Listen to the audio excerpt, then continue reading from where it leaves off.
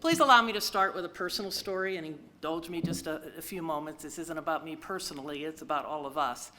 But I want to tell you about a time 12 years ago when I wanted to move to Akron, Ohio, sort of to start life over.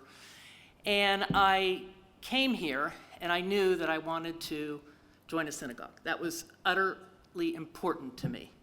And I picked, of course, Temple Israel, and we were at Merriman Road. And so I bought my house, and the first time that I ever came to Temple Israel was on the High Holy Days. And I walked in, and people were not unfriendly, but just they were like confused, like, when was she bat mitzvahed here? And so I sat down, and to this day I could tell you exactly where that seat is at Merriman Road. And I sat down, and I left, of course, at the end of services, and I couldn't go back the next day. I was so afraid I would say the wrong word. I didn't know the service as well. I was very, very anxious. And that kept happening to me. I kept saying to myself, I'm going Friday night, and I did not go Friday night. I didn't even go back for the High Holy Days, to be honest. And so I knew that that wasn't the way I wanted to live my life, and I called the Temple office, and I said, look, how do I break the code? How do I get to know people here? And do you know what they told me? Sisterhood. And so I found the next time that Sisterhood was baking or cooking, I can't remember which it was, and I eventually found my way in that labyrinth of a building to the kitchen, and trust me, I was not an asset because I don't cook or bake, all right? But I did find my way there, and inside that kitchen, I found Audrey Baker, Iris Caston, and Carol Friedman, and many more sisters. And so you either have them to thank or to blame for tonight, because I just started engaging at Temple Israel, and you have become my family. And I truly, truly appreciate that. Now I have to find out where I am. So now to the important stuff and the big questions. Where are we headed? Where are we headed in 25 to 50 years? Because we're fine now, we're great. But in 25 to 50 years, will we be merging with a congregation in Cleveland? Will we still be here in this building?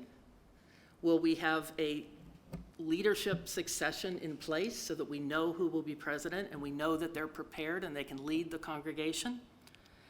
And so now is the time to prepare for that next 25 to 50 years.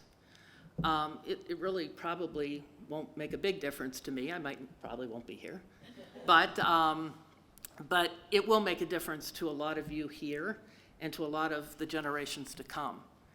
And I want each of those generations to have the experience at Temple Israel that I have had each and every time I have walked in here. So what we are going to do is concentrate in the next year on three things. One of the things is financial sustainability, because as you heard Greg McMains tell us, we do balance the budget, but we balance it on the back of things like endowment, tribute funds, donations, dues, fees, things of that nature. Dues only make up 60% of our operating budget. We have to find the other 40% somewhere else. And to attract the level of clergy that we have here and the level of staff we have here, they should be rewarded. And so we need to look to the future and make sure that we have in place the financial sustainability to make sure that all generations to come will be here, and we will find their, bar and bat mitzvah photos on our walls and things of that nature. That is extremely important. Next, I want to focus with our board on leadership succession and sustainability. We have to show the younger leaders that this is a job that they can do while they're working and caring for kids.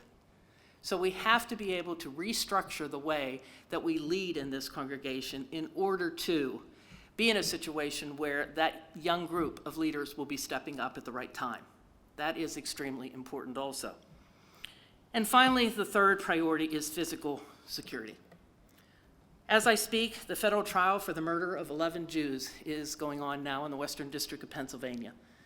And by my calculation, and by many people's calculations, that trial will end in the guilt phase, probably sometime in July, and sometime in August, they will go into the penalty phase.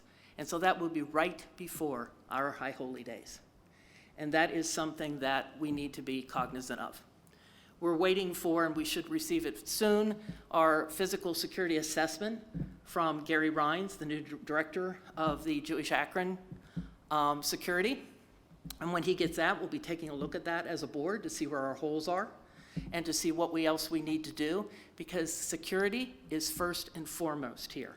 And we'll be giving training to congregants, to leaders, to staff, clergy, so that, God forbid, if we are in a situation where someone walks through that door that means harm to us, we will know how to react, and we will all get out of here safely.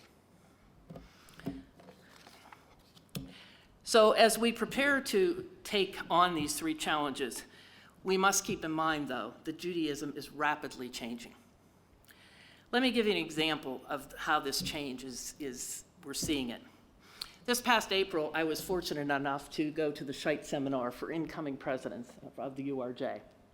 And the Shabbat services were led by Rabbi Rick Jacobs of the URJ. And Rabbi Jacobs led Saturday morning services, and he said, I'm going to give everybody in this room an aliyah. Now, there were 97 of us there from all over the country, okay, and all sizes of synagogues. And my first thought was, we are going to be here forever. But he said, first, for the first aliyah, I'm going to call to the Hotel Bima individuals here, presidents who grew up as Reform Jews and loved everything about the Reform movement. And this big group of leaders came forward.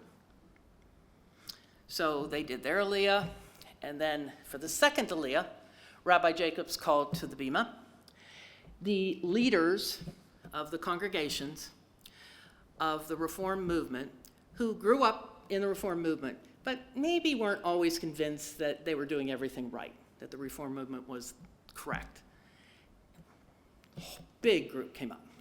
Now, I'm panicking, okay? Because as you're going to learn, I am a Jew by choice. And so those first two didn't fit me in any way, shape, or form. I didn't grow up as a Jew. And I'm like, oh boy, I am going to be up there by myself. And I'm frantically flipping. Literally, I'm flipping to the Torah blessings. And I just want to make sure I'm, got it down and I don't mispronounce anything, and because I don't read Hebrew. And he says he's going to call now to the Bima those individuals who did not grow up in the Reform movement. They grew up Orthodox, they grew up conservative, they grew up Reconstructionist, or they didn't grow up as Jews at all. Ugh, I get up. And what do you think happened? The largest group got up and went to the Bima. I was stunned. And Rabbi Jacobs said that he has done this in many circumstances, over many congregations and over many services. And it always comes out exactly the same way. The biggest group is the group that did not grow up as Reformed Jews. So we have to understand that as a congregation, we have to embrace all. We have to include everyone. And that is so important because, as Rabbi Jacobs said at the end of the Aliyah, he said, I want this group, all of you, to remember you didn't grow up as Reformed Jews. Remember that when you go back to lead your congregations. So as Jews, we, of course, are guided by the Torah. And I couldn't help but see in this coming week, I think's Torah portion, is where Moses has sent out the representatives of the 12 tribes to scout the land. And they come back and they say, it's a land of milk and honey, 10 of them. But we cannot overtake these people, they're giants. And so what ends up happening is 2 of them, Caleb and Joshua, say the exact opposite. We can do this. Let's fast forward to more than 3,300 years later to another can-do guy, Ted Lasso. Now, Ted Lasso tells us to believe, he tells us to use unconventional methods, and he leads with kindness and grace. So as we go forward, let's challenge ourselves. Let's explore the unconventional, confront the giants ahead, conquer our problems, and most of all, believe that everything we do here is first and foremost sacred work.